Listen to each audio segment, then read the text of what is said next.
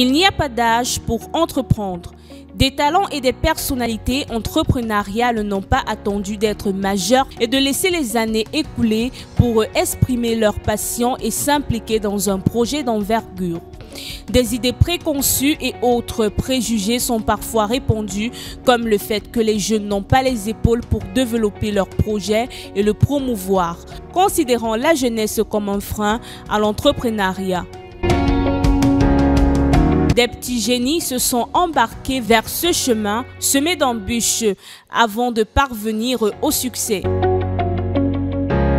Franck Bilan, celui qui a dû quitter le secteur des mines et du pétrole pour se retrouver dans la mode, c'est que le chemin n'est pas tracé à l'avance.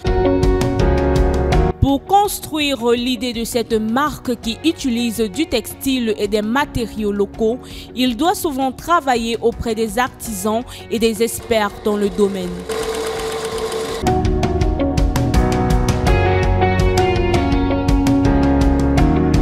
Je me retrouve dedans par déclic. Je fais face à une situation que je rencontre aux médias. Qui me pousse à constater que tout ce qui était proposé en termes de chaussures n'était pas trop de mon goût. Donc je décide de lancer une marque parce que j'ai une créativité un peu poussée. Donc je décide de lancer une marque. Nous revendiquons le terme ethno-urbain comme identité visuelle et symbolique de notre marque. Alors Matanga, c'est une marque ethno-urbaine de chaussures. C'est pour le moment de chaussures, oui.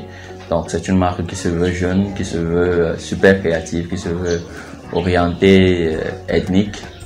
Donc voilà un peu ce qu'est Matanga.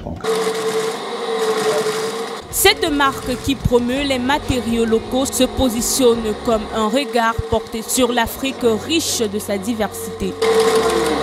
Matanga est une marque camerounaise de chaussures artisanales aux coupes jeunes et modernes et aux motifs prononcés et variés. Nos prix sont abordables et varient de 12 à 15 000 francs CFA selon le modèle et les pointures. Matanga, on va de 15 000 jusqu'à 35 000. Ça dépend du modèle, ça dépend des matières, ça dépend de la façon dont la chaussure a été faite.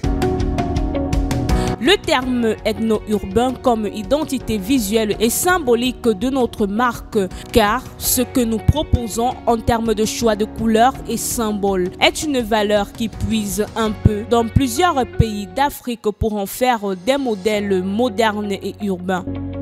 Matanga a ce sentiment de se distinguer, de porter quelque chose de différent, d'unique, de pas vulgaire. Donc non, le choix par rapport aux chaussures qui viennent de l'extérieur. Ce souci-là de se distinguer de tout le monde. Et en plus la qualité est parfois meilleure. Donc le choix de Matanga, c'est un choix de qualité.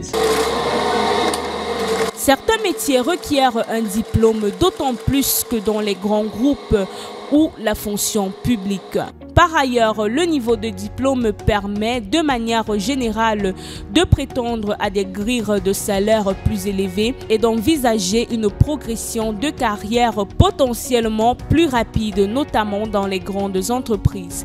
Pour cela, il conseille aux jeunes de ne pas laisser leurs études. Ce qu'on demande aux jeunes, les études, ils ne sont pas obligés, c'est des conneries parce que la somme de tout ce que vous avez acquis comme connaissance va s'exprimer dans votre domaine. Il y a des choix aujourd'hui que je fais parce que j'ai poussé mes études jusqu'à un certain niveau. J'ai compris sur le chemin que les études ne sont pas forcément pour faire le métier que vous avez appris.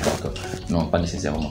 Il y a ce qu'on appelle les skills qui vont à un moment se manifester dans ce que vous faites. Moi, par exemple, j'ai été en contact avec deux, je vais appeler ça des courants de pensée, mais deux concepts surtout.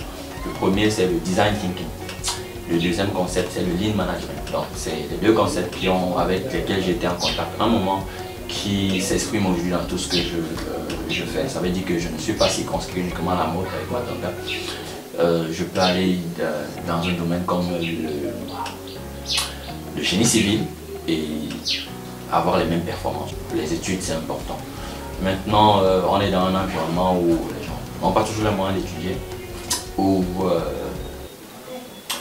n'ont pas toujours les moyens de lancer leur business. Donc, je veux dire, commencez avec ce que vous avez. Et, sur le chemin, vous allez voir que beaucoup de choses vont se faire d'elles-mêmes. Pour lui, l'entrepreneuriat ne nécessite pas un grand budget. Le plus important, c'est de débuter son projet. Il nous révèle avoir débuté cette activité avec une modeste somme de 50 000 francs CFA. Je lance un produit, je communique dessus, je le vends, j'encaisse des bénéfices, je les réinvestis. Donc jusqu'à maintenant, voilà comment ça s'est fait. C'est parti de 50 000 à... Sa vision globale de l'entreprise lui permet de gérer la finance, les ressources humaines, le respect de la législation du domaine d'activité de son entreprise. On va dire qu'elle nourrit son nom, elle permet de payer des charges. Maintenant, lorsqu'on se lance dans l'entrepreneuriat, il faut penser à se développer, il faut penser à grandir. Quand ces canaux-là vous guident, vous ne pouvez pas vous satisfaire de ce que vous gagnez au quotidien et qui est à un moment limité. Donc, rentable sur le moment, en tant qu'entrepreneur, je ne vais pas dire oui. En tant que business, je vais dire ouais, ça va, ça. Une matière première est un actif physique d'origine naturelle, souvent utilisé comme matériel de base dans la production de biens ou services. Nous, à notre niveau, on fait tout pour que ce soit un produit qui corresponde au prix auquel on le vend. Ça veut dire qu'on offre la meilleure qualité, le meilleur rapport qualité-prix en termes de ce qui est fait localement. L'entrepreneuriat est l'un des facteurs les plus importants pour une économie en pleine croissance. En effet, la création de nouvelles entreprises est un moteur essentiel de la croissance économique qui permet de dynamiser le tissu économique. L'entrepreneuriat, c'est les entrepreneurs. L'entrepreneuriat est le plus gros socle de création d'emplois. L'entrepreneuriat apporte des solutions à beaucoup de problèmes de la société. L'entrepreneuriat, ça fait bouger le monde. Dans les pays à faible revenu et dans les pays fragiles ou touchés par un conflit, les entrepreneurs parviennent grâce à des méthodes innovantes à créer des emplois et à obtenir des ressources importantes sur le plan social et économique.